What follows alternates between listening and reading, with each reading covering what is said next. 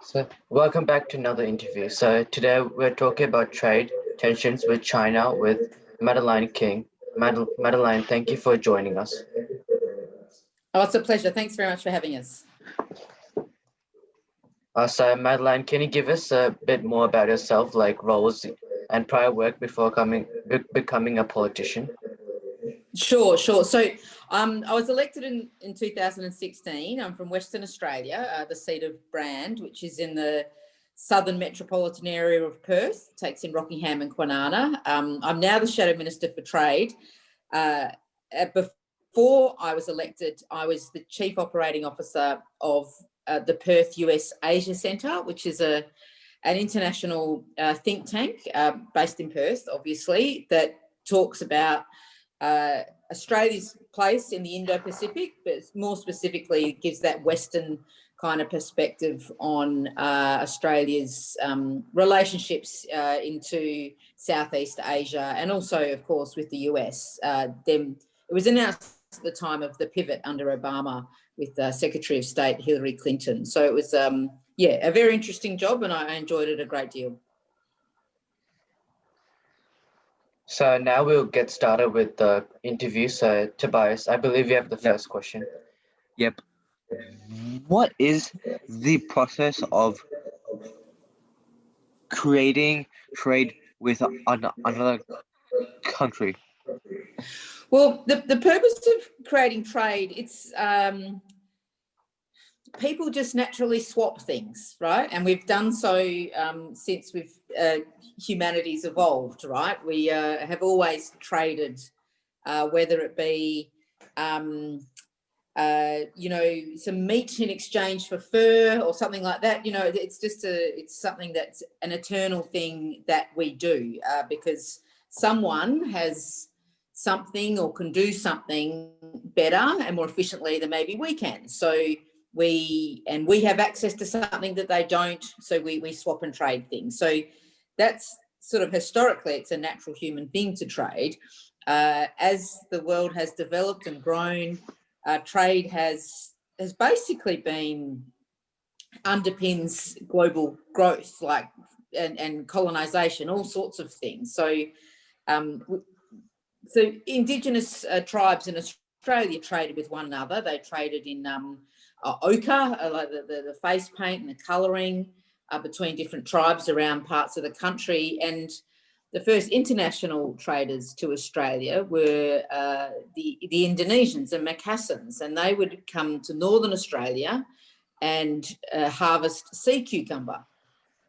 But the Indonesians, the Macassans, wouldn't really have that for themselves. They would on-sell it to Chinese buyers. So this is a centuries-old trade and a global supply chain in a very simple product, but it was it meant that Macassan artefacts have been found in northern Australia and so proving that was a trade. So trade makes the world go round, I think, and has done for hundreds of thousands or tens of thousands of years at the very least. And it's certainly what has underpinned Australia's growth in the last century, really. So I have the next question now. So the next question is, do you think the government took the wrong position in asking for the COVID-19 inquiry? I think it's very important to have an inquiry as to the origins of COVID, and this is for the benefit of the whole world. So for the Chinese people, they would want to know where this disease came from, where this virus came from, and for everyone else that's affected, we would all want to know. I think the difficulty is the means by which the government sought the inquiry, which was without agreement or support at that time from other nations. And so we kind of took a step forward and no one went with us. They did later, but in the meantime, it sort of it created a few tensions that were unnecessary, when a more diplomatic, thoughtful approach would have been wiser, in my view. But nonetheless, it is very important that inquiry happens. It is happening now, and because that's going to be for everyone's benefit to know where this virus emerged from.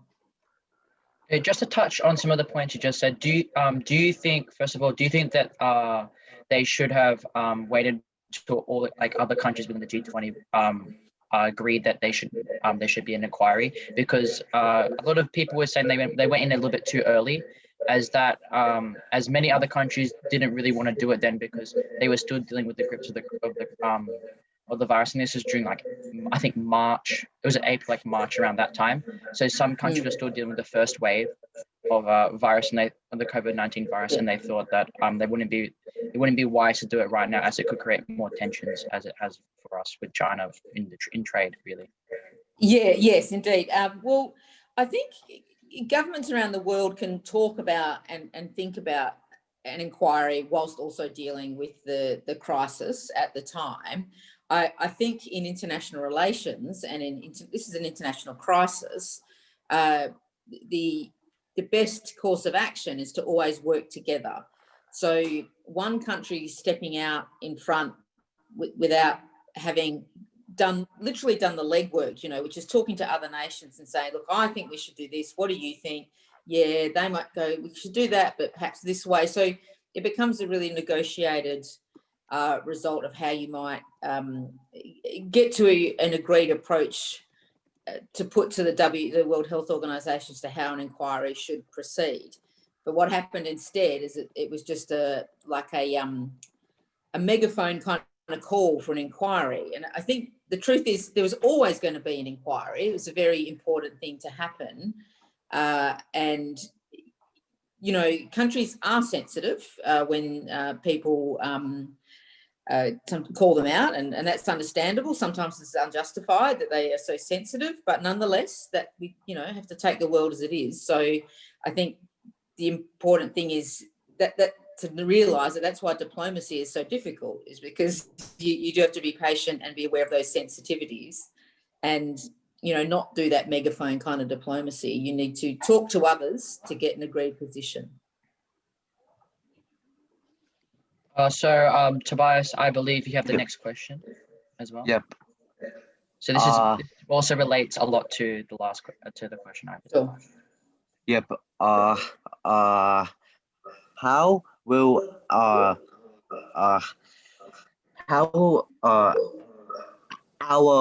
current relationship with China affect our trade with country? Well, right now, our relationship with China and that trading relationship is not good. So, which you clearly read all the papers and the news. It's an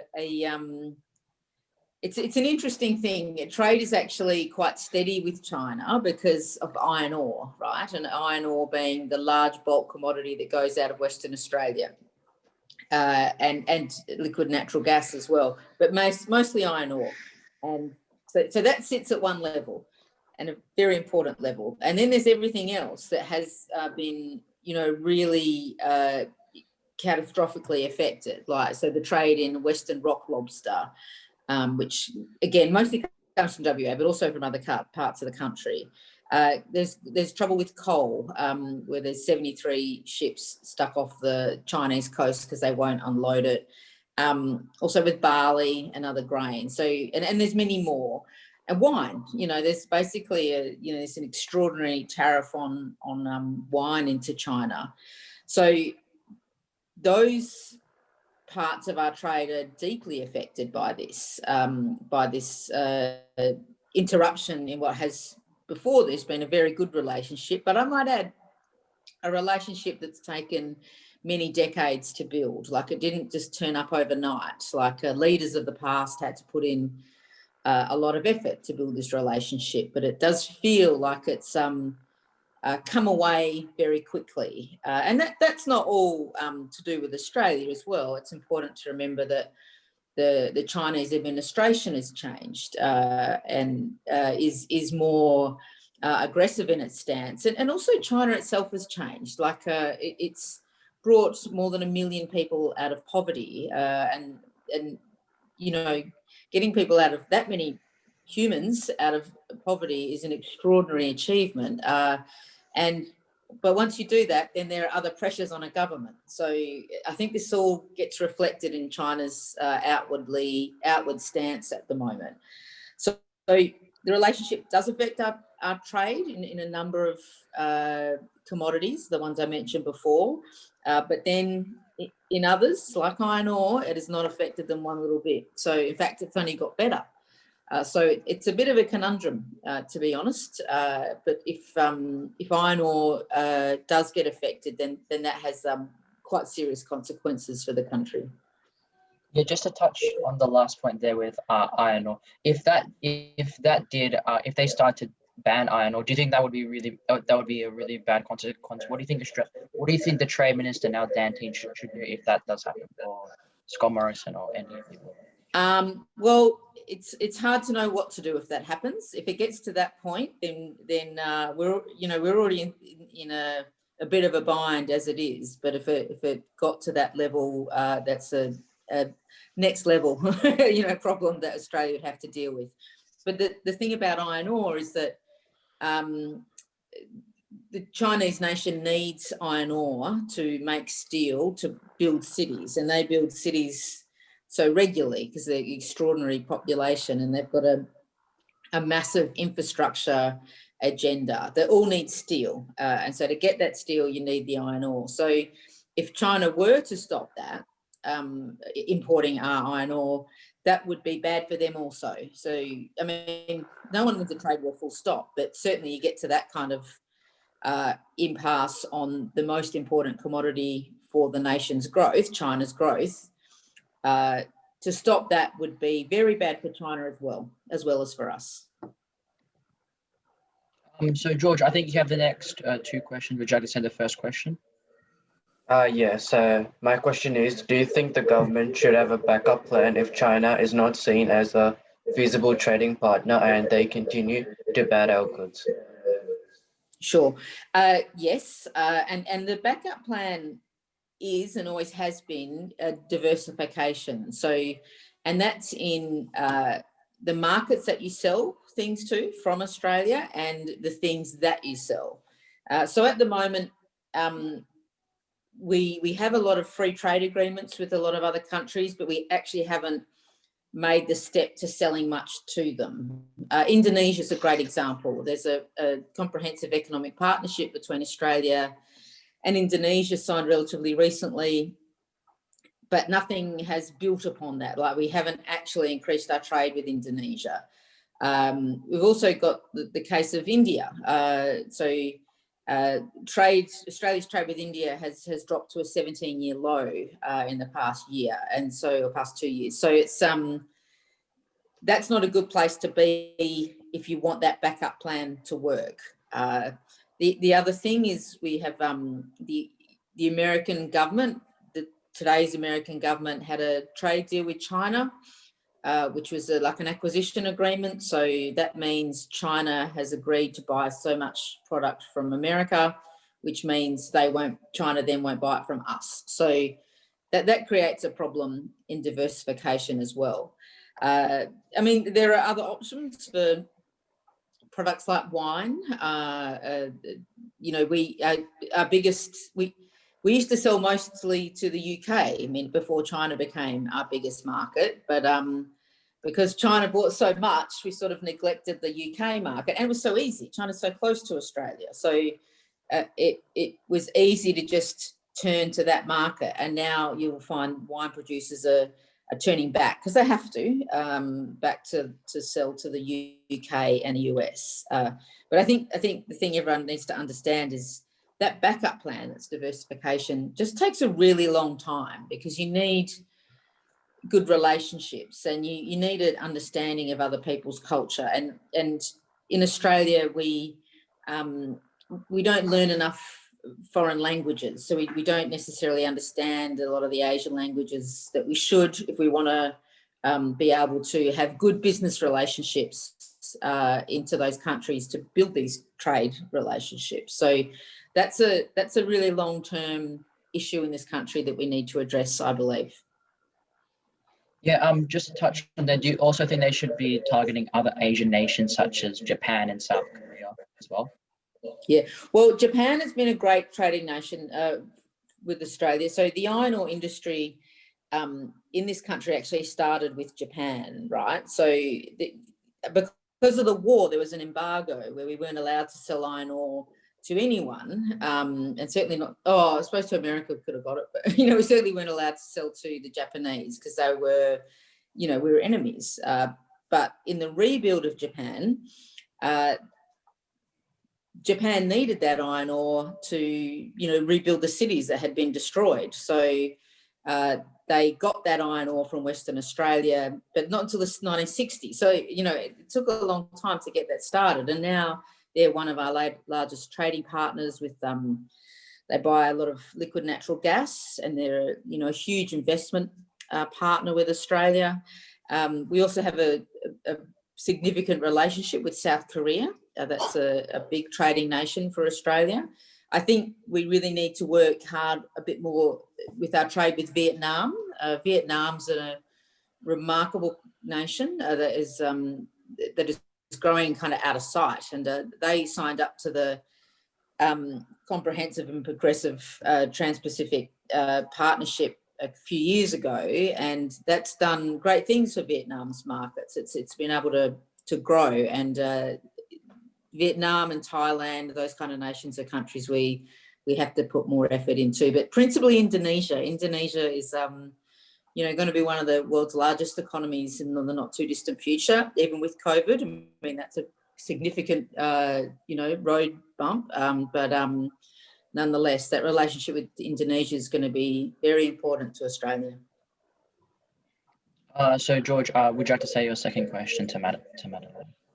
Yep. So, do you think it's concerning if the government does not contact with the Chinese counterparts? Thanks, George. Yeah, it is. It's very concerning. It's not the kind of thing that's happened before. Once Australia recognised China in the 70s under Gough Whitlam, we've always had good relationships, and former leaders have worked very hard to make sure that kept going. If I think of Bob Hawke, would go to China and help create agreements with Chinese investment into Australia, and John Howard did the same thing. There's Chinese investment and purchasing agreements of liquid natural gas, but now we're in a situation where that kind of thing doesn't happen, and it's remarkable and a little bit shocking that is the case. That we've signed a free trade agreement just over 5 years ago, but in that 5 years we have now basically no governmental relationship with our largest trading partner, and that trading partner underpins our prosperity. So it is of great concern that ministers and the Prime Minister isn't able to or doesn't speak to their ministerial counterparts, and I'm not sure how to fix that. But if I was the government, I'd be thinking about it very hard.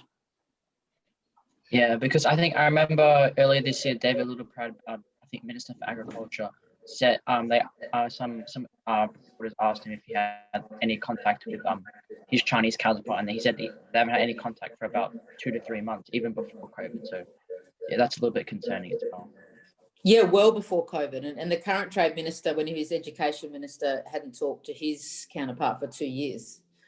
So, and I don't.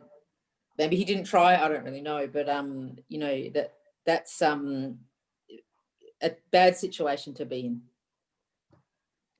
So we'll get on to the last question now. This one goes into a little bit more deeper topic as well. So, do you think action should be taken with China to continue to ban our goods and continue to build projects in the Pacific? What action should be taken?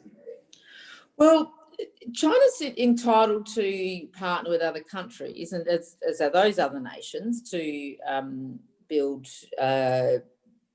those infrastructure projects, part of the Belt and Road Initiative. So that's allowed. The risk to some of these smaller nations is they get caught in a debt trap, and that's where the problem is. there's no action really that can be taken to stop that, because each nation state, has it within their power to agree to that investment from China or to disagree to it. And I know there's a lot of pressures on different countries because of their wealth or lack of wealth. But the best way to address that is for Australia to do more in those countries, for us to participate more, for us to be a part of their everyday lives. And so we used to have a thing, the Australian News Service that was on the ABC that would go on the, the radio. You guys probably don't listen to the radio, but it would tell islands of the Asia Pacific the news from around the world in a unbiased fashion like the ABC does.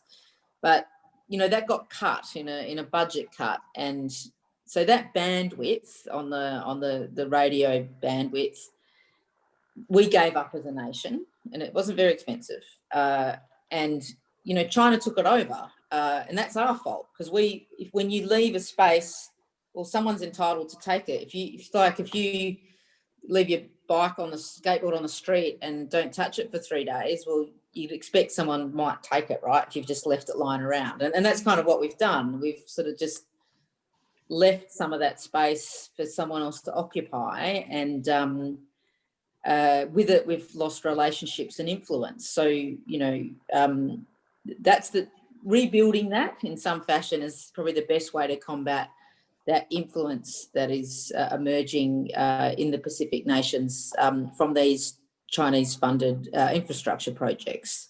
And if these countries can't get anyone else to fund them, if they've got little choice, I mean, what are they to do? If they need a new road to get to the hospital, then I guess they need a new road, right? And if no one else steps up and only the Chinese will, then what are they to do? So it's a vexed problem, but Australia just needs to get more involved in these things.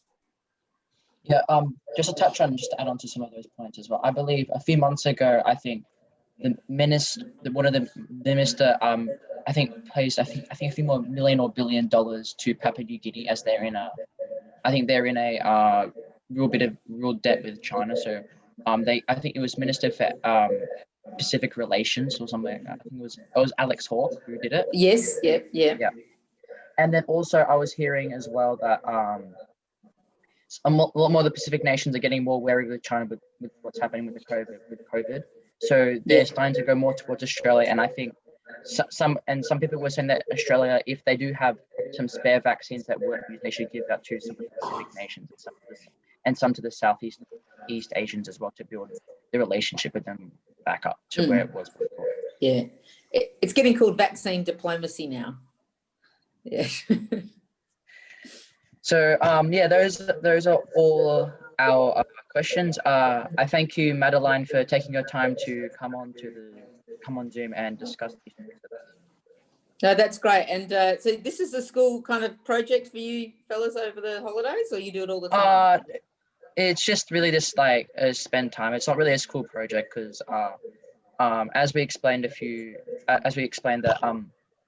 we had like a school project end of the year, and it was about you have to pick a topic within the Victorian school curriculum, and me and George picked we picked politics, and we had our question was, how might politicians develop policies during the COVID-19 pandemic inspire the media's influence to help protect elderly people from the danger of the virus? So then we sent like emails out, like I think 10 questions. We sent emails out to all different politicians and like from different parties, from state, federal, and even like council areas as well. And then we got responses from that. And then we also recorded another podcast like this as well. And we had one of our friends, so Tobias was also on the podcast, and we had one of our friends, Lachlan, as well, who was on the podcast. And we really, really enjoyed it. So then we thought that we should start creating like more podcast videos about it, so that people our age can like learn a lot about what's happening within our political society as well, from like people their same age as well. Yeah. Well, that's a great thing to be doing, and good on you. They're great questions, and I hope it continues to go well for you all. Yeah. Oh yeah. Thank you as well. Thank you. Right. So So that's the end of the podcast. I hope you guys enjoyed it, and see you guys soon. Yep. See ya. See you Nice to guys. meet you all.